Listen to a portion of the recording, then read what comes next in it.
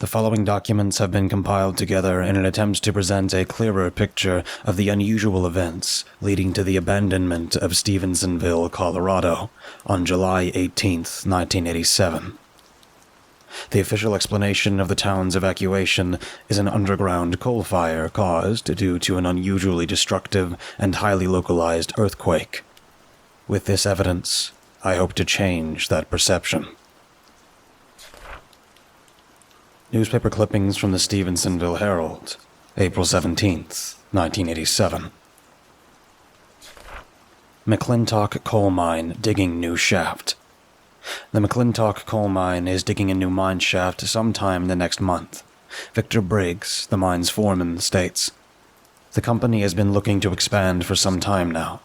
The other shafts are no longer yielding as much coal, and increasing mechanization has been resulting in layoffs. Julian McClintock believes the best solution is to start a new shaft. Some recent geological surveys have hinted there may be a vast wealth of coal at the proposed location of Shaft 8. This expansion will bring in dozens of new jobs, something that this town desperately needs." Others, however, have less positive opinions on this development. "A new mine shaft means more pollution and a greater reliance on fossil fuels," claims Diana Schneider, chairwoman of the Thomas County Conservation Society. "Our greed is destroying our planet, just like what has happened to Lark's Creed due to runoff from the mines already. We need to think about what kind of world our children are going to inherit." Mayor Mitchell has responded to the recent criticism, explaining, "We need to focus on our citizens, not a bunch of trees. These environmentalists don't understand that we need jobs far more than we need a scenic view. If Ms. Schneider is so concerned about the world our children are going to inherit, she should consider whether an impoverished child would rather have a pleasant view or food to eat." Julian McClintock, owner of the McClintock coal mine, could not be reached for comment. Newspaper clippings from the Stevensonville Herald, May 10, 1987. Geologist baffled over recent earthquakes. Dr. Catherine Hedricks of the Thomas County Geological Institute is unable to explain the recent quakes that seem focused around Stevensonville. "It just doesn't make sense," says Hendricks. "It doesn't line up with any of the geological information we have for this area. And the seismograph data is just bizarre." The quakes, which started earlier this week, have all been unusually powerful for this region, measuring an average of 4.6 on the Richter scale. While no injuries have been reported, the quakes have resulted in some noticeable shaking and loud rumbling. County authorities advise that residents of Stevensonville should pack up and secure easily damaged valuables until further notice. Diary entry of Ronald Winsome, June 3, 1987. "I've been moved over to work on Shaft 8 today. I don't really mind. It's mostly the same work I've been doing for a while now, though some of the equipment's a bit newer. Management was right. There's a lot more coal in this area, and it seems of much higher quality as well. I'm also looking forward to the pay boost. More money for the same work's always nice. The only thing that bugs me are two of my new workers. I think their names are Jim and Robert. There's just something off about them. They work the machines just fine, of course, excellent even, but they don't talk much, and they always have these stupid grins on their faces. Whenever I try to converse while we work, they just give me this blank stare and idiotic smile, like they're looking right through me. I thought maybe it was just me, but I asked my buddy Charlie about it, and they seem freaky to him too. Maybe they're on something. I don't know. I might bring it up with Victor." Diary entry of Ronald Winsome, June 4, 1987. "I spoke to Victor today, and the strangest thing happened. Conversation started out completely ordinary, and nothing seemed unusual. He asked me about the wife, how I was doing, etc. But when I brought up Jim and Robert, his eyes went blank, and he got the same stupid smile on his face. He just said something like, 'Oh, don't mind them, they're just a bit shy is all, there's nothing to worry about.' I tried to elaborate, and he just repeated the exact same words, same tone, verbatim. I left it at that, and didn't press the issue. If I'm being honest with myself, it chilled me to the bone. He sounded like a different person, like some sort of machine instead of a flesh and blood man. Just thinking about it gives me the creeps. I mentioned it to Charlie, and he thought it was really weird. He thinks it might be some sort of bizarre prank or something, but I don't know. Diary entry of Ronald Winsome, June 5th, 1987. I don't know if I can take much more of this. There's something deeply, terribly wrong happening here. Charlie's acting different now, too. I've been working with this guy for years. I was so excited when he got transferred over to Shaft 8 with me, happy to see a familiar face. But now he has that same stupid smile and blank-eyed stare as Jim and Robert. He didn't even seem to recognize me when I said hi to him earlier. I hope this is just some stupid prank. I feel like I'm losing my mind. Diary entry of Ronald Winsome, June 8th, 1987. I quit today. I just can't take it anymore. I got back from the weekend hoping everyone would just be done with this damn joke, but it's gotten even worse. Jim got his hand caught in the threads of one of the diggers. He nearly got his whole arm torn off. I've seen accidents like this before. It wasn't the flesh tearing or blood spurting that got me shaking. It was how he reacted. He just stared blankly ahead, smiling like a goddamn moron. Not so much as a flinch as the machine ripped half his arm off. I put in my resignation at the end of my shift. I told him it was a 2 weeks notice, but I'm not coming in there again. I saw that same grin on Victor as I told him I was going. The same blackness in his eyes. What the hell is going on? Letter from Dr. Jeremy Hopkin to his brother, Andrew Hopkin, June 9th, 1987. Andy, I'm writing to you today because I just need to get something off my chest. You've always been someone I can talk to when things have been rough, and I really can't deal with the idea of bottling this up. We had a patient wheeled into the ER yesterday. He had gotten his arm torn off in a mining accident. I'll spare you the gory details. I know you don't have much of a stomach for that stuff. Needless to say, the poor bastard was in a sorry state by the time we got to him. He had lost quite a bit of blood. We weren't sure he'd make it. Now, you know me, Andy. I'm not one to get all riled up over something as simple as a severed limb, but that's not what bothered me. It was the fact that the man showed absolutely no signs of stress or shock whatsoever. He was just sort of smiling blankly. Nothing behind his eyes, but strangely, it didn't seem like he was in any sort of catatonic state or anything like that. He looked around, even responded to questions, always speaking in a calm sort of voice. That damn smile never left his face. Weirder still, sedatives didn't seem to work on him. We wanted to try and put him under, but the IV did nothing. I triple-checked the needle. It was fine. No problem with the bag either. I even had the nurses check out the medicine just to see if we accidentally gave him mislabeled saline, but it didn't matter. He just wouldn't fall unconscious. He kept staring at us while we worked to clean up the wound and stop the bleeding. After he was stable, I gave him a proper examination. I wanted to take a look at his head, see if there was any trauma there that could account for his utterly bizarre lack of pain or inability to fall unconscious. He bit me when I tried to. No change in that stupid smile or blank doll eyes, just jerked his head towards me and bit me hard on the arm when I tried to. After I finally got him off me and had the nurses tie him down and attempt to anesthetize him, but obviously that didn't work, he just kept smiling and staring, even as he thrashed against his bonds. We had to basically tie him down to get a good look at him. Not that he ever stopped struggling. I finally did get a closer look at his head, and what I found puzzled me immensely. It was very faint, but around the circumference of his head was a thin, white scar, all the way around, like how a cartoon might depict someone getting brain surgery by just having the top of their head pulled off like it's the lid of a box.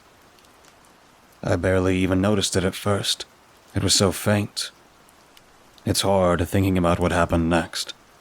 If I knew it would have turned out this way, I never would have done what I did. I wanted to get a good look at his brain, figure out what happened, if he would need surgery. We prepped the MRI machine and strapped him in. He just kept smiling and staring blankly ahead, and gave no warning or anything. He didn't say anything at all when we pushed him into the machine, didn't say anything as we flipped on the switch. He only started talking after it was too late. It was only once the machine started that he began screaming. He started shouting for help, begging us to stop. Then he said the words that will haunt me to the day I die. He shouted, "They put something in my head." I tried to shut it off. I swear I did everything right, but I must have gotten so panicked I fumbled just a little too long. I know it's impossible, but it almost felt as if the machine was fighting back.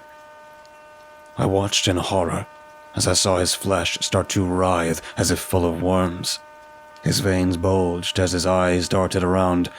It could only have been a few seconds, but for me, time seemed to pass like molasses. There was a sudden sense of calm on the patient's face. And then, his head exploded, showering blood and bits of brain all over the inside of the machine. Scattered among the gore were dozens of intricate pieces of metal, rapidly crumbling into flat discs of metal under the intense magnetic force. I know I said I wouldn't go into details, but I just had to tell someone.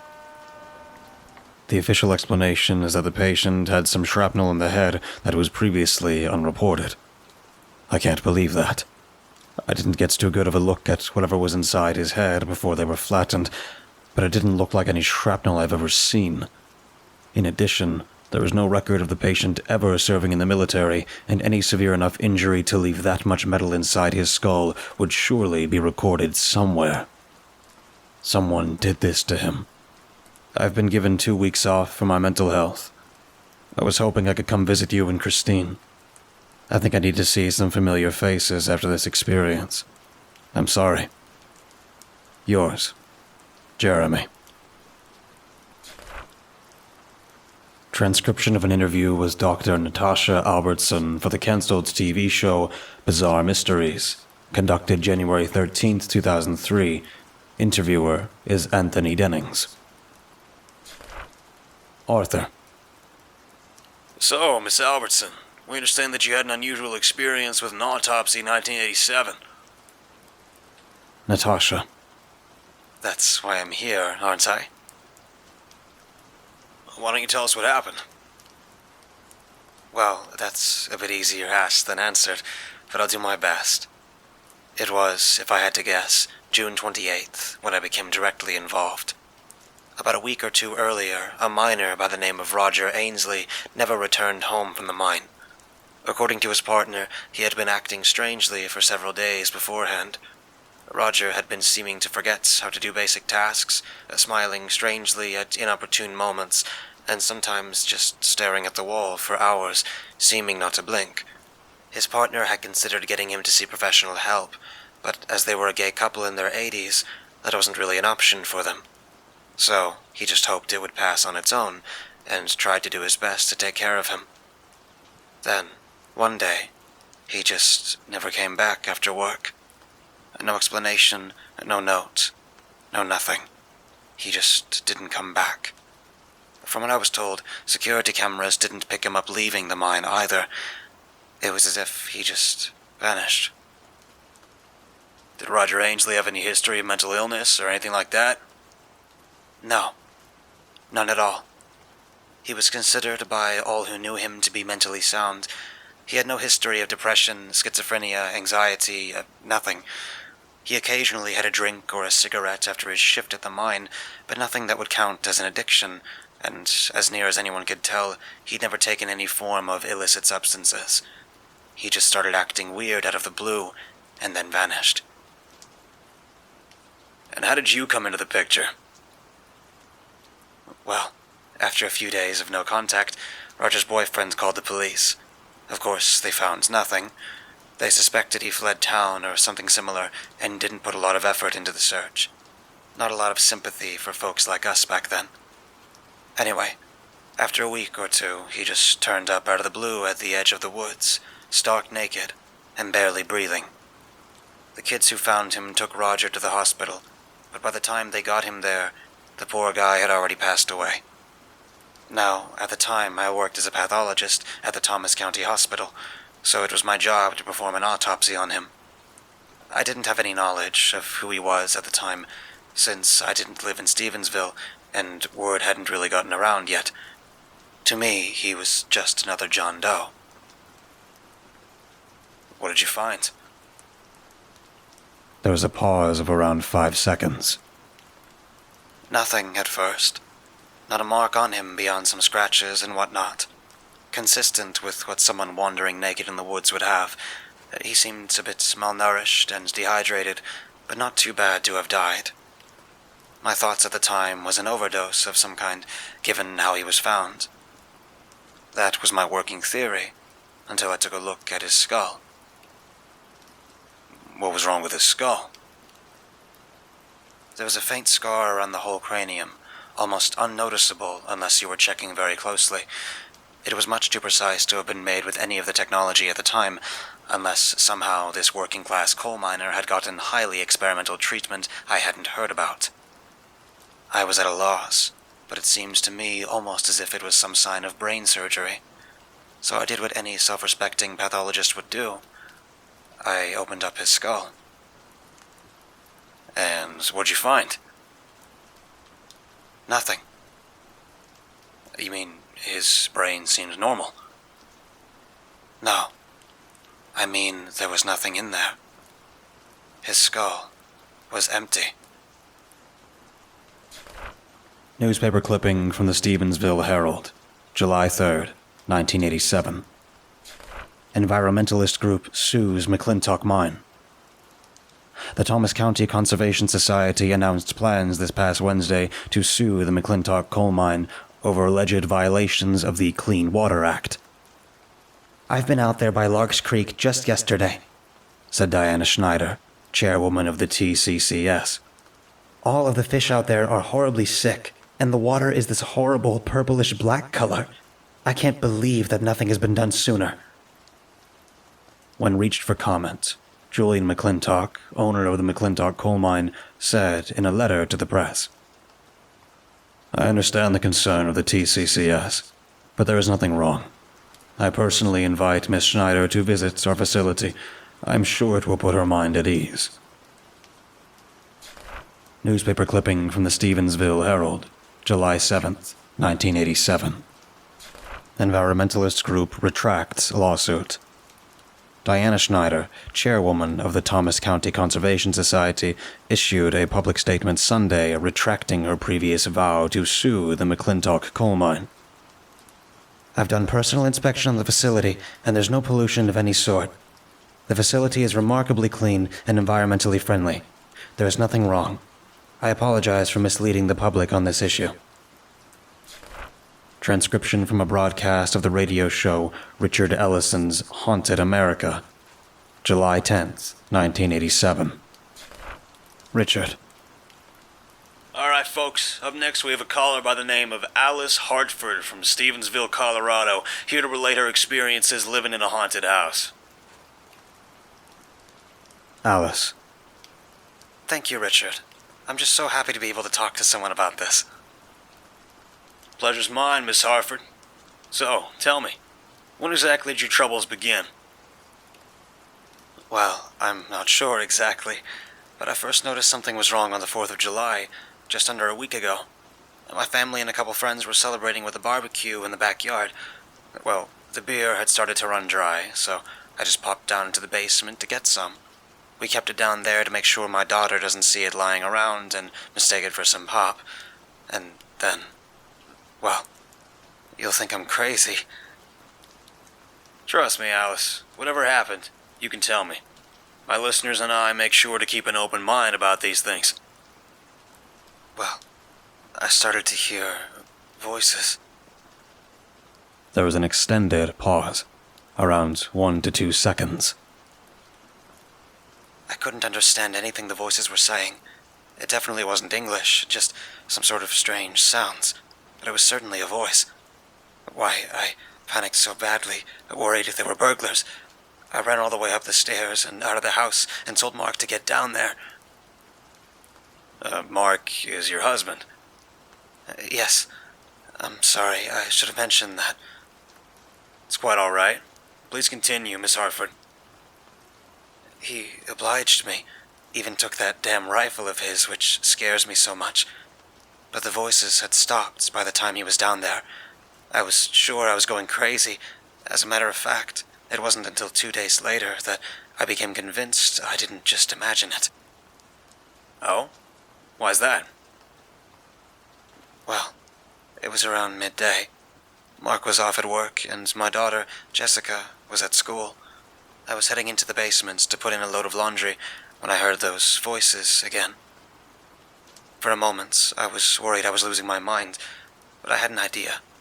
I quickly set down the laundry and ran to Mark's office. He keeps a tape recorder there, to take notes when he brings work home. Anyway, I brought it with me back to the basement and started recording. I was sure that if the recording could be heard afterwards, that I wasn't going nuts. And it worked. Do you still have that recording? Yes, just a moment. There are sounds of fiddling with the tape recorder, followed by a harsh whisper in an unknown language. The voices simultaneously sound nearby and distant at the same time. After this point, the recording degenerates into a high-pitched shriek, followed by a thudding sound. The tape recorder clicks, and the recording ends. What were those sounds at the end of the recording, Miss Hartford? Frankly, I'm not sure. I seemed to have blacked out around then. When I woke up, it was about 3 hours later, and I was lying face up in the basement. I had a nasty bump on the back of my head, so I figured I fell down the stairs. Have you heard the voices since? Yes, nearly every night. I've tried to tell my husband, but he doesn't believe you. I'm not sure. I've tried to tell him. I've even shown him the recording once or twice, but he just doesn't seem to process the words. He just goes silent and smiles blankly until I change the subject. He doesn't seem to understand that he does it. That isn't the worst part, though. Why? What else happened? I told you. I heard those voices every night, and I mean that.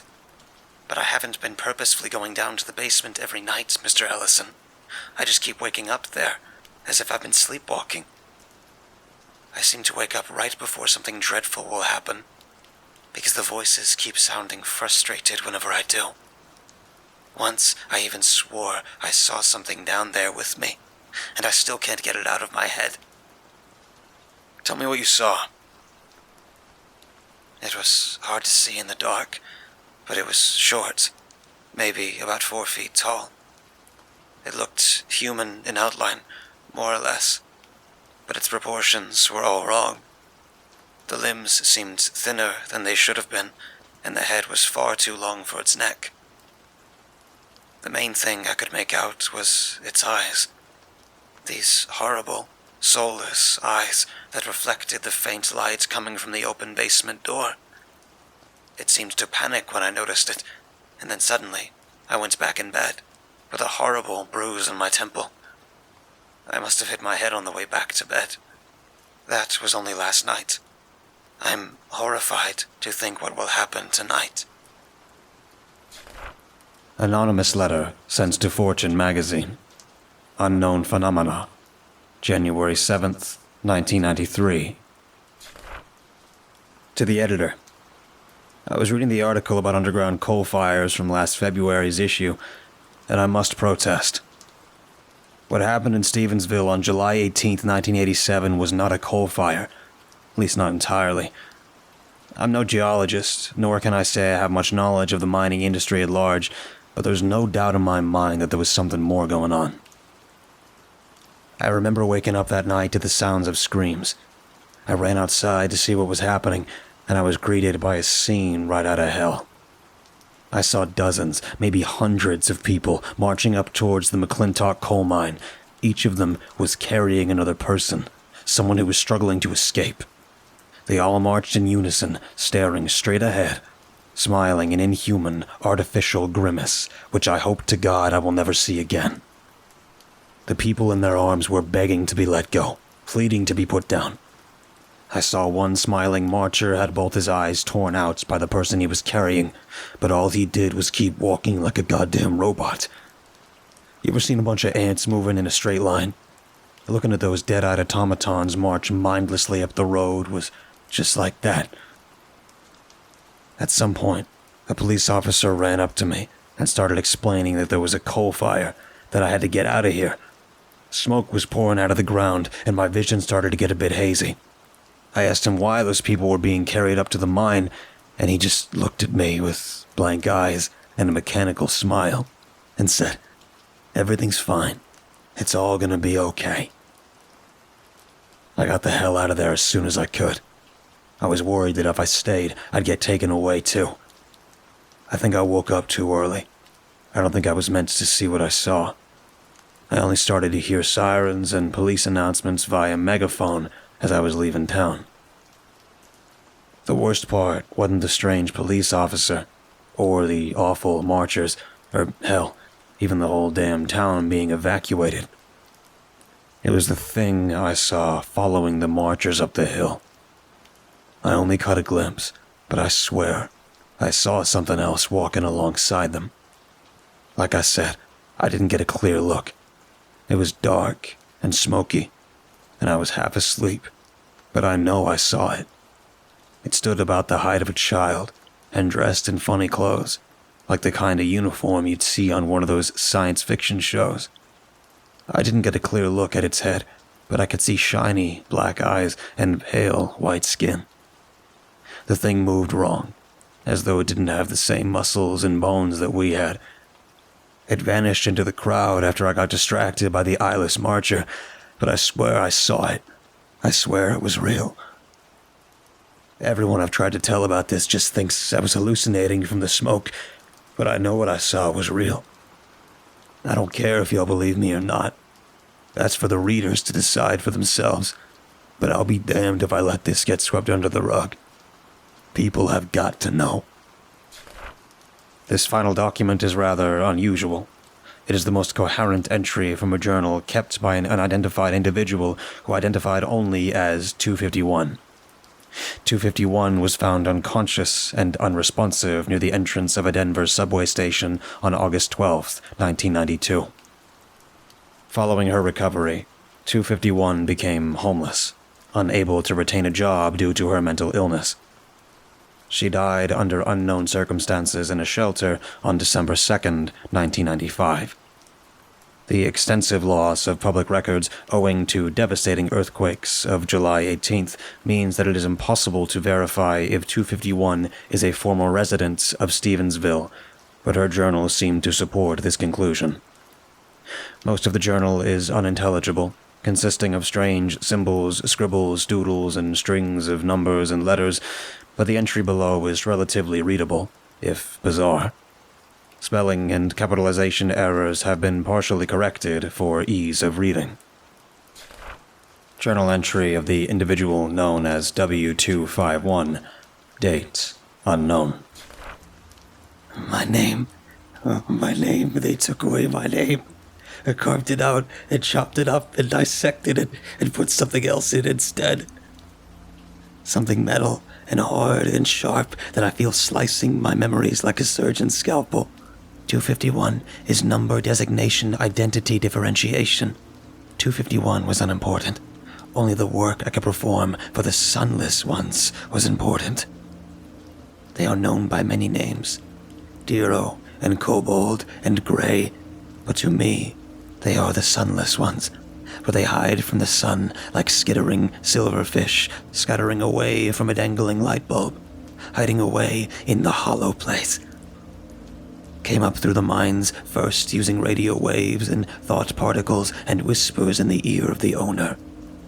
His designation became 001, first of the ones they took. They had to leave him mostly intact, undamaged, because if others knew what they did, their plan would be for nothing. So they came to him in dreams and visions and sounds, and he dug to them. He went down into the earth and pulled them out from the hollow place like they were coal. The miners they took first needed total compliance, complete control.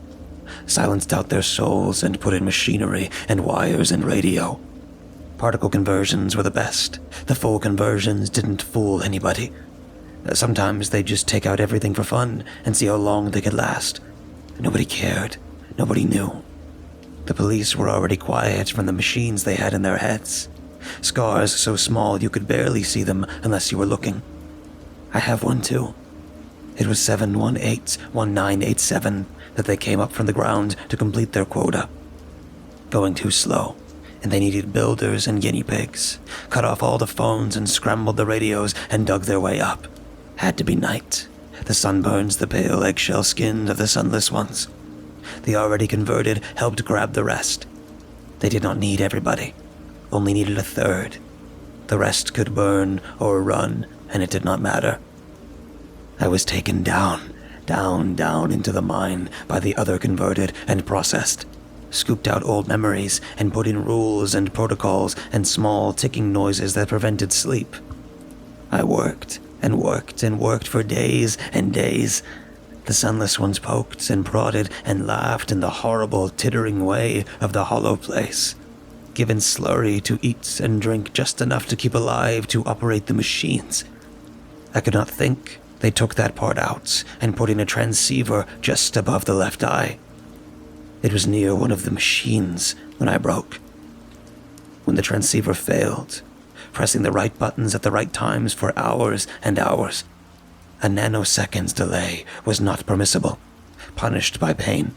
Shovel the dead into the machine, but something went wrong and the machine failed.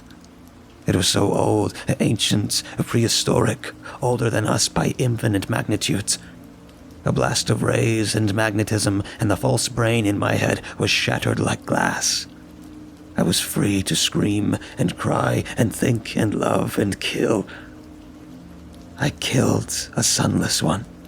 I bashed its bulbous head against the hard, cold rock until the warm, sour blood spilled like yolk from an egg, and its cold, black eyes were dead and still. I took the pain box and left to climb the miles-high exit shaft into the building light of the upper world. I was free. Now I am broken and unable to be repaired. The right parts are missing miles and miles below the ground. There are entrances in the subways and the elevators in the forgotten sub-basements, but I am free, and I will never go back. I just wish I still had my name. Despite requests for its release, 251's autopsy report has not been made available. In addition, the so-called pain box device, which 251 obsessively clung to throughout the final years of her life, was found to be missing from police evidence. Of the 1,348 former inhabitants of Stevensonville, Colorado, 447 remain unaccounted for. The entire town is abandoned and forgotten, save as an occasional inclusion on a list of ghost towns. The documents above are all that remains to indicate anything unusual beyond a simple coal fire ever occurred. Perhaps some things truly are better left buried.